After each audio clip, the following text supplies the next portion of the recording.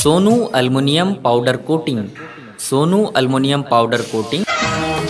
अपनी लाइफ का राइटर मैं खुद हूँ, जब मन करेगा चैप्टर बदल दूंगा, क्योंकि हम अपने लिए जीते हैं, हमको जहां से क्या।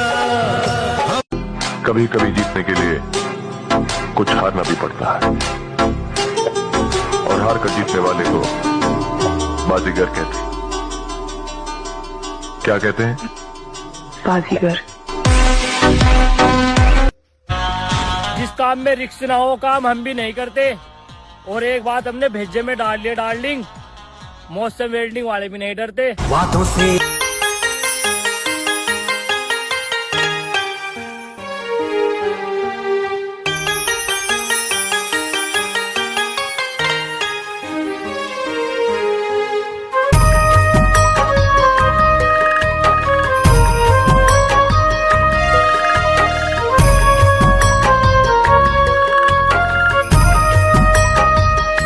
नए फैंसी डोर का अंदाज सोनू एल्युमिनियम पाउडर कोटिंग के पास।